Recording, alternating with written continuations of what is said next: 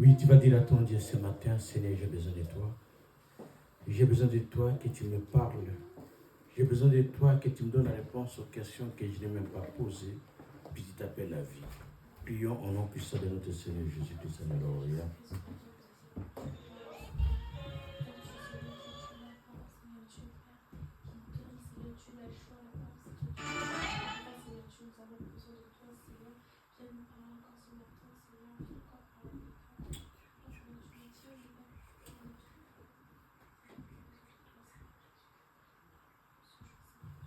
Seigneur, nos mains sont tournées vers toi, toi le secours qui ne manque jamais. Toi la puissance et le véritable Dieu. Parle-nous ce matin, Seigneur Jésus, afin que nous puissions témoigner ta gloire et ta bonté, Père, puisque toi tu es Dieu. Tu connais chacun de nous présents en ce lieu, et tu connais les problèmes de chacun. Mais moi, ce que je sais, jamais on est venu vers toi et rentré tel qu'on a été. Et ce matin, je sais que tu vas visiter mon frère, tu vas visiter ma soeur. Et tu donneras à mon frère et à ma soeur ce que son cœur désire, afin que nous puissions témoigner ta bonté et ta fidélité. Que ton nom soit béni, Seigneur, puisque toi tu es Dieu. Et que la gloire et l'honneur ne reviennent qu'à toi et à toi seul. Toi qui vis pour les siècles des siècles. Par le nom puissant de notre Seigneur Jésus-Christ. Amen. Amen. Acclamons notre Dieu.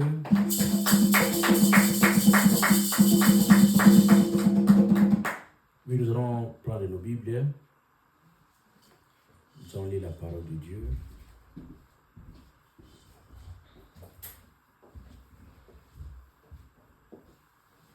Dans Jean 9, 1 à 25.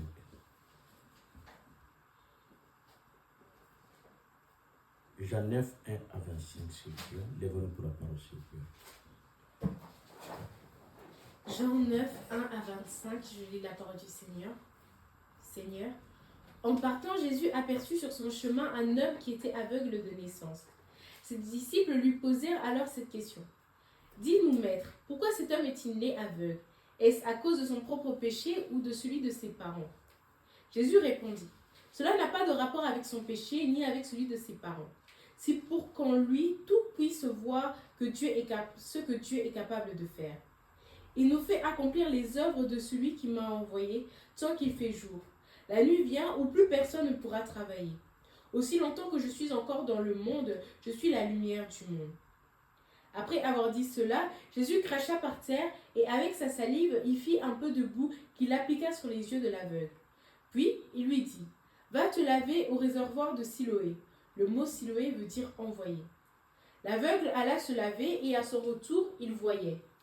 Ses voisins et ceux qui avaient l'habitude de le voir mendier dirent, cet homme n'est-il pas celui qui était toujours assis en train de mendier? Les uns affirmèrent, c'est bien lui. D'autres le niaient, ce n'est pas lui, c'est quelqu'un qui lui ressemble. Quant à lui, il disait, c'est bien moi. Alors on le questionna, comment se fait-il que tes yeux soient ouverts? Il répondit, l'homme qui s'appelle Jésus a fait un peu de boue, m'en a frotté les yeux, puis il m'a dit, va à Siloé et lave-toi. J'y suis allé, je me suis lavé et d'un coup j'ai vu clair. Lui demandera-t-il, où est-il? Je n'en sais rien, répondit-il. 13. On amena l'homme qui avait été aveugle devant les pharisiens. Or, c'était un jour de sabbat que Jésus avait fait de la boue pour lui ouvrir les yeux. Les pharisiens lui demandèrent donc, à leur tour, comment il avait retrouvé la vue? Il leur répondit, il m'a mis de la boue sur les yeux, je me suis lavé et maintenant j'y vois. Là-dessus, quelques pharisiens déclarèrent, cet homme ne peut pas venir de Dieu, puisqu'il ne respecte pas le sabbat. Pourtant, d'autres objectaient, comment un homme pécheur aurait-il le pouvoir d'accomplir de tels signes miraculeux? Ils étaient donc divisés. Alors ils interrogèrent de nouveau l'aveugle, voyons toi, que dis-tu de lui? Pourquoi c'est à toi qu'il a ouvert les yeux? C'est sûrement un prophète, répondit-il. Mais ils refusèrent de croire que cet homme avait été aveugle et qu'il avait été guéri de sa cécité. Finalement, ils firent venir ses parents. 19. Ils leur demandèrent, cet homme est-il bien votre fils? Est-il réellement né aveugle? Comment se fait-il qu'à présent il voit? Nous sommes certains que c'est bien notre fils, répondit les parents, et qu'il est né aveugle. Mais comment se fait-il qu'il voit à présent? Nous ne le savons pas. Ou qui lui a rendu la vue? Nous ne le savons pas davantage. Interrogez-le donc lui-même. Il est assez grand pour répondre sur ce qui le concerne. Les parents parlaient ainsi parce qu'ils avaient peur des Juifs. En effet, Ils avaient déjà décidé d'exclure de la synagogue tous ceux qui reconnaîtraient Jésus comme le Messie. Voilà pourquoi les parents de l'aveugle avaient répondu, il est assez grand, interrogez-le donc lui-même. 24. Les pharisiens firent donc venir une seconde fois celui qui avait été aveugle et lui dirent, honore Dieu en disant la vérité. Cet homme est un pécheur, nous le savons. S'il est pécheur ou non, répondit-il, je ne sais rien. Mais il y a une chose que je sais, j'étais aveugle et maintenant je vois. Amen. Amen. J'étais aveugle et que maintenant je vois. Amen. Amen. On peut s'asseoir s'il vous plaît. Par la bien-aimée dans le Seigneur, on nous a parlé de ce texte d'un aveugle de naissance. Il est né aveugle, il a grandi. Et quand il a grandi, il est devenu un homme. Pendant que la personne ne voyait pas, il a commencé juste, puisqu'il grandissait, il avait aussi des soucis de la vie, il avait aussi des problèmes. Et cet aveugle de naissance est devenu mendiant. Il partait à l'église, il mendiait puisqu'il devait survivre à ses besoins. C'est à l'église qu'il partait, devant l'église, il demandait de l'aumône et on lui donnait. Mais un jour, il va voir le Messie, Jésus. Quand il va voir Jésus, les disciples de Jésus poseront la question à Jésus quand il a vu cet homme, puisqu'il certainement savait cet homme en question. Il les connaissait. Comme dans la plupart des villes, on connaît les mendiants de la ville. Quand on dit non, tu sais, à tel endroit, il y a un mendiant. Alors, ils vont poser la question à Jésus, pourquoi est-il né aveugle? Pourquoi lui devait être aveugle? Et Jésus répondra, est-ce que c'est à cause des péchés de ses parents ou à cause de lui? Mais Jésus répondra, ce n'est pas à cause de ses péchés, ni à cause des péchés de ses parents, mais c'est pour que la gloire de Dieu soit manifeste. Pour que la gloire de Dieu soit manifeste. Amen. Amen. Et c'est ça la question qu'on se pose maintenant. Est-ce que le bonheur de cet homme avait de la valeur? Est-ce que le bonheur de cet homme avait de l'importance? Ou bien par contre, les gens qui posaient des questions sur lui, et ses intentions qui étaient plus importantes que la santé de la personne. C'est comme ça que nous avons intitulé notre thème d'aujourd'hui, de ce mois que nous allons développer ensemble. Quelle est ta valeur? Quelle est ta valeur? Pourquoi on pose la question de quelle est ta valeur? Pour ce peuple qui disait qu'ils étaient des serviteurs de Dieu, qui connaissaient bien l'Éternel, et comme de la même chose pour la société que nous vivions. On doit te donner une valeur.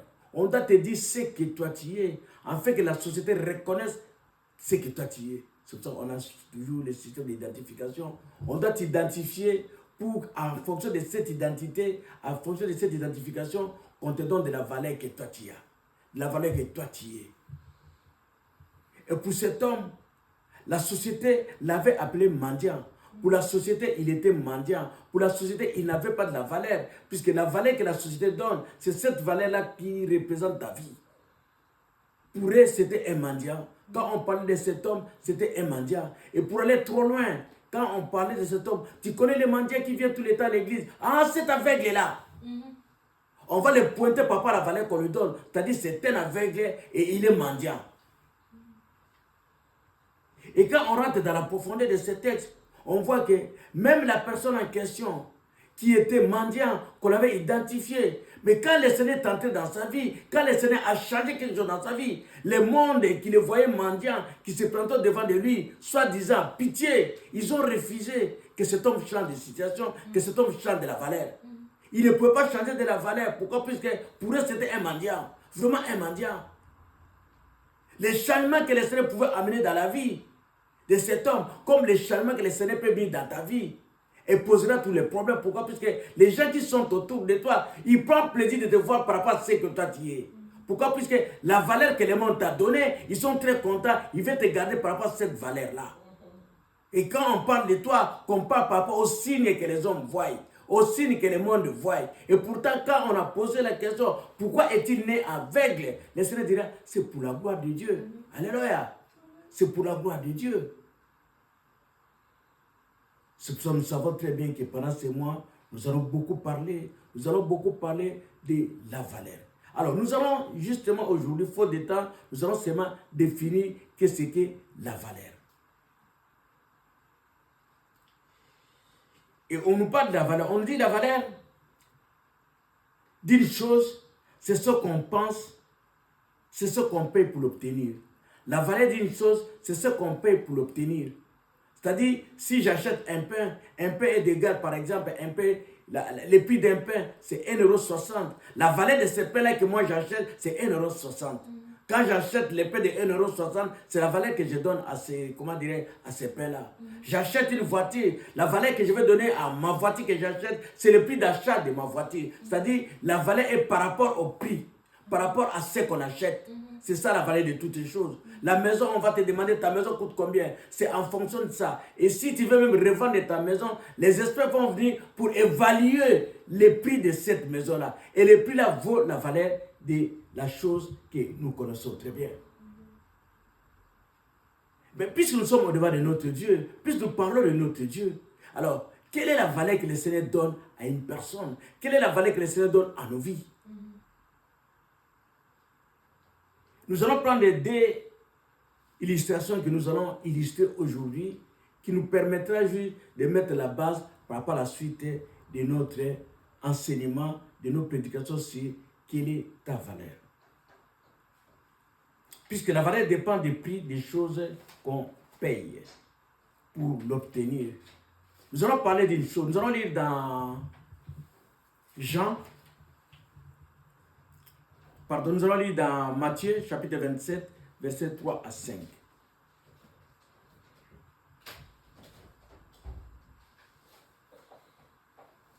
Matthieu 27, 3 à 5. Matthieu 27, 3 à 5, je lis la parole du Seigneur. En voyant que Jésus était condamné, Judas qui l'avait trahi fut pris de remords. Il alla rapporter aux chefs des prêtres et aux responsables du peuple les 30 pièces d'argent, et leur dit: j'ai péché en livrant un innocent à la mort. Mais lui répliquèrent: que nous importe, cela te regarde. Judas jeta les pièces d'argent dans le temple, partit et alla se pendre. Amen. La valeur. Quelle est la valeur qu'on te donne? Quelle est ta valeur? Quant à Judas, pour Judas, il est parti trouver juste les pharisiens, tous ces gens des synagogues, tout ce qu'ils voulaient à la mort de Jésus. Ils vont donner à Judas la valeur de 30 pièces. C'est-à-dire, pour Judas, Jésus valait 30 pièces d'argent. C'est ça sa valeur. Puisque quand on fait l'achat, quand on négocie quelque chose, on doit être plutôt convaincu de la valeur. À ce moment-là, on dit que nous voilà marché conclu. Si tu n'arrives pas à atteindre la valeur que moi j'attends par rapport à la chose, je ne sais pas te dire, je ne sais pas te vendre, je ne sais pas te dire aussi que le marché est conclu.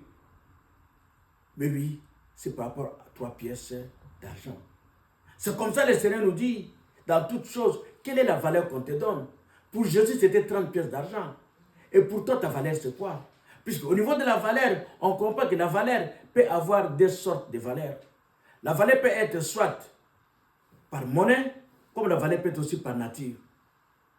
Là, on a parlé de Jésus qui était monnayé par rapport à la valeur plutôt des monnaies. Sa valeur, c'était par rapport aux monnaies. Nous allons prendre encore un deuxième exemple où la valeur a été, pas par rapport aux monnaies, mais la valeur a été par rapport au service. La valeur peut aussi être monnaie, comme la valeur ne peut pas être juste monnayée. Mais ça peut représenter des services, ça peut représenter aussi, comment dirais-je, des biens, ça peut représenter autre chose aussi. Au lieu qu'on te paye par rapport à la monnaie, on peut te payer aussi par rapport à la nature. Donc, soit la valeur monnayée, soit la valeur en nature. Nous allons lire la parole de Dieu dans Genèse 29, 18 à 31. Et faute de temps, bon, on peut lire ça comme c'est juste l'introduction, c'est bien aussi de lire ça. Genèse 29, 18 à 31. Genèse 29, 18 à 31, je lis la parole du Seigneur. Jacob s'était épris de Rachel et il dit à Laban: je te servirai pendant 7 ans si tu me donnes Rachel, ta fille cadette, en mariage. Et Laban répondit, je préfère te la donner à toi plutôt qu'à un autre. Reste chez moi. Jacob travailla 7 ans pour obtenir Rachel, et ces années furent à ses yeux comme quelques jours parce qu'il aimait. Puis il dit à Laban, donne-moi maintenant ma femme, car j'ai accompli mon temps de service et je voudrais l'épouser. Alors Laban fit un festin auquel il invita tous les habitants de la localité. La nuit venue, il prit sa fille Léa et la mena à Jacob qui s'unit à elle. Laban donna sa servante Zilpa à sa fille Léa. Le lendemain matin, Jacob se rendit compte que c'était Léa. Jacob dit à Laban, que m'as-tu fait? N'est-ce pas pour Rachel que j'ai travaillé chez toi? Pourquoi alors m'as-tu trompé? 26. Laban répondit, chez nous il n'est pas d'usage de marier la cadette avant l'aînée. Mais termine la semaine de noces avec celle-ci, et nous te donnerons aussi l'autre en contrepartie des 7 autres années de travail chez moi. Jacob accepta. Il termina cette semaine-là avec Léa, et Laban lui donna sa fille Rachel pour épouse. Il donna aussi à Rachel sa servante Bila. Jacob s'unit aussi à Rachel, qu'il aimait plus que Léa. Il travailla encore 7 autres années chez Laban. L'Éternel vit que Léa était mal aimée, et lui accorda des enfants, tandis que Rachel était stérile. Amen. Je vais se terminer à 30. Ok. Maintenant, c'est la valeur en nature. C'est-à-dire, quelque chose tu peux négocier, tu n'as pas besoin plutôt juste de la monnaie, mais tu as besoin plutôt de services. Et là, on parle, la valeur plutôt par rapport à Jacob, de Rachel, ça valait 14 ans de service. 14 ans de service, c'est la valeur qu'il a donnée à Rachel. Quand on parle de Rachel, il dira non, voilà, pour moi, Rachel vaut. Papa sait que son père lui a demandé. Pourquoi? Puisque la valeur, c'est une négociation. La valeur, c'est l'autre contrepartie qui doit reconnaître la valeur. On ne peut pas parler de la valeur tout seul. C'est-à-dire, il faut qu'il y ait juste le contrepartie qui doit approuver, qui doit apprécier pour que tu prennes de la valeur. Ici, c'est la valeur en nature. Pour Jacob, à Rachel valait 14 ans de service. 14 ans de service. C'est là où le Seigneur nous pose cette question le matin. Quelle est ta valeur? Quelle est ta valeur? Quelle est ta valeur? Puisque le monde donne des valeurs. Et quand ici on parle de valeurs, on voit la position de ce monde par rapport aux valeurs qu'il donne. Les valeurs que le monde donne, c'est cette capacité-là, c'est cette estimation-là que toi tu vaux. Et l'estimation que toi tu vaux, papa, cette valeur où on va conclure ensemble. On va conclure ensemble en fonction de cela. C'est ça la valeur que nous voulons parler. C'est là où nous voulons rester ensemble, de parler de la valeur. La valeur, c'est ce que toi tu vaux. La valeur, c'est cette capacité-là, le monde peut te voir. C'est cette capacité-là, le monde peut te désigner. C'est cette capacité-là, le monde peut te respecter. Puisque quand tu as de la valeur, on te respecte par rapport à ce que toi tu vaux. On ne peut pas te respecter par rapport à autre chose. On respecte par rapport à ce que toi tu vales. Or, nous sommes dans ce monde où tout est visible. Amen. Tout est visible. Et nous allons développer pendant ces mois, donc, dans ce qu'on appelle la valeur. Quelle est la valeur visible et la valeur invisible? C'est ce que nous allons parler. Nous allons développer la valeur visible. La valeur visible pour Dieu, c'est quoi? Et la valeur visible pour Dieu, c'est quoi? La valeur visible pour les hommes, c'est quoi? Afin que tu sois plutôt estimé. Puisque les hommes peuvent t'estimer. Est-ce que l'estimation des hommes, c'est ça juste l'estimation de Dieu? Quand à cette personne-là, l'estimation des hommes était bien définie, et l'estimation des hommes a posé problème, a posé discussion, l'estimation des hommes a posé que cet homme en question, qui a retrouvé la paix, puisse passer au procès. Il a passé au procès, pourquoi? Puisque à cause de la valeur qu'on lui a donnée, puis le monde a refusé de donner à cette personne la valeur que Dieu lui avait donnée. Puisque Dieu dira à cet homme-là, c'est pour sa gloire. Il est né avec, c'est pour sa gloire. La valeur que Dieu a donnée à cet homme-là, c'était pourquoi que la gloire de Dieu puisse se manifester à cet homme-là. Mais c'était la valeur qui n'était pas visible. C'était la valeur que Dieu seul le savait. Et pendant ce mois, nous allons développer ce que le Seigneur sait de toi, ce que le Seigneur attend de toi, ce que le Seigneur te montre et que les hommes puissent voir. Et quand bien on lit la parole de Dieu, on verra très bien qu'il est écrit que le Seigneur dit, le Seigneur ne regarde pas ce qui est apparent, mais le Seigneur regarde ce qui est dans les cœurs. Donc, la valeur a plusieurs définitions. Nous allons donner toutes ces définitions-là afin de développer notre thème de ce mois qui est la valeur. Et nous allons continuer par rapport à notre texte d'aller plutôt dans ce qu'on appelle la valeur par rapport aux hommes. Et nous parlons de la valeur par rapport aux hommes. Et nous parlons aussi de la valeur pour Dieu. La valeur par rapport aux hommes. C'est-à-dire par rapport aux hommes, les hommes, il faut faire la comparaison. Quand on parle des hommes, il faut faire la comparaison, la valeur par rapport aux hommes. Et puis la valeur pour Dieu. Pour Dieu, il n'y a pas de comparaison. Quand le Seigneur te donne de la valeur, il te donne vraiment de la valeur. Il n'y a pas à comparer. Pour les hommes, la valeur est par rapport à quelque chose. Toute valeur qu'on peut te donner, c'est par rapport à quelque chose. Et c'est là où nous allons développer. Et pour aujourd'hui, nous allons nous limiter à l'introduction de quelle est ta valeur. Ta valeur que toi tu as par rapport à des pièces qu'on a données. Quant à celui qu'on a donné la pièce pour valoir la valeur de Jésus, il a fini par se pendre. Donc lui-même, il a vendu quelque chose qui n'avait pas la conviction de bien vendre la chose et que la chose en question avait plus de la valeur que la valeur qu'il avait vendue. Et la valeur qu'il avait donnée, c'était en rapport avec le péché qui était au-dedans de lui. Et puis nous avons encore défini aussi la valeur par rapport à Jacob, qui était quelque chose qui était dans son cœur. C'est que dans ton cœur, tu peux multiplier même le temps, tu peux donner beaucoup plus de valeur. Pourquoi? Puisque la valeur en nature vale beaucoup plus que la valeur qui est en monnaie. La valeur en monnaie toujours est là. C'est pour ça qu'on dit, les services que tu peux me rendre vaut beaucoup plus que les monnaies que tu peux payer. Et nous allons rester que nous savons qu'avec notre Dieu, ce n'est pas quelque chose où on peut peser, mais quelque chose qui a beaucoup plus de la valeur. Et c'est cette valeur-là que nous allons développer ensemble. Amen. Amen. Est-ce qu'on peut se lever, prier à notre Dieu? Demander à ton Dieu de te montrer si toi tu as de la valeur. Demande à ton Dieu si tu as de la valeur. Pourquoi? Puisque tu vas demander cette question-là. Quand tu as l'aveugle de naissance, qui a grandi, pendant qu'il était petit, les gens prétendaient avoir pitié de lui. Et quand il a grandi, on l'a appelé mendiant. Et quand il a retrouvé la vie, ça posait des procès. Dis à ton Dieu, Seigneur, ce que je vis, et c'est la valeur que toi tu me donnes. Ou bien soit, ce n'est pas pour la gloire de mon Dieu, qui n'est pas une situation passagère, qui ne dépend ni du péché, ni de mes parents, mais la situation que toi tu gères.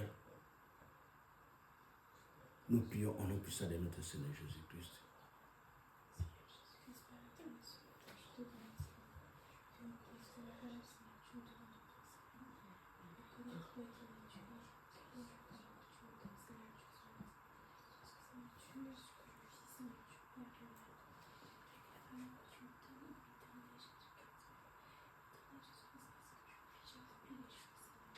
Seigneur,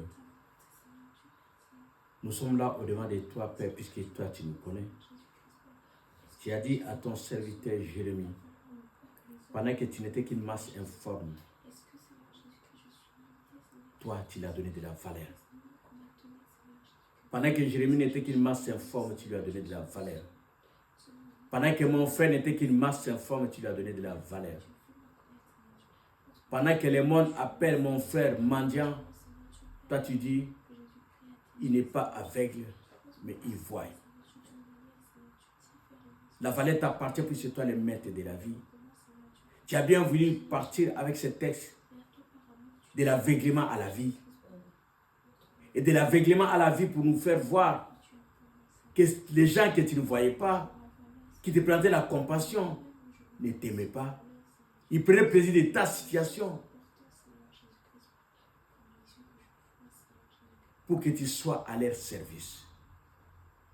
Mais toi, quand tu es leur Père de gloire, tu donnes la capacité. Tu l'as dit, va dans l'eau de Siloé. Va dans l'eau de Siloé, afin que tu recouvres la vie. Et nous reconnaissons ce matin que toi, tu es le même. Ouvre-nous les yeux pendant ce mois de février, Seigneur Jésus. Que nous puissions nous rendre compte de ce que nous sommes. Pas à cause de ce que les autres disent, mais à cause de toi. Si le monde nous dit qu'on n'a pas de la valeur, et toi, que dis-tu de nous? Donne-nous la profondeur de ta parole, Seigneur Jésus, afin que nous puissions éclairer nos bien-aimés, nous puissions nous-mêmes aussi être éclairés pour qu'on puisse proclamer que tout ce qui nous arrive ne fait que pour ta seule gloire. Nous bénissons, Seigneur Jésus, le message de ce mois. Nous proclamons la vie, Seigneur, puisque toi tu es vie.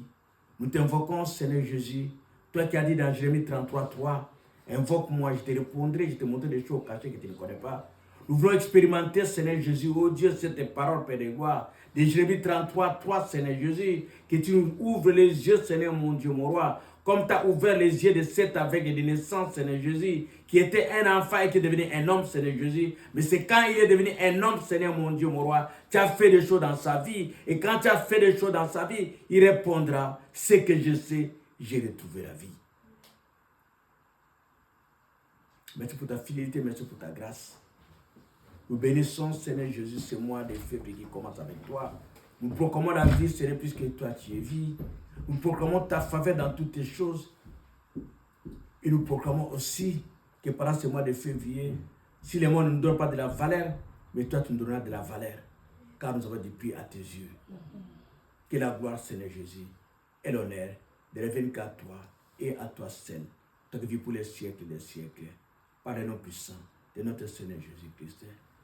Amen. Amen.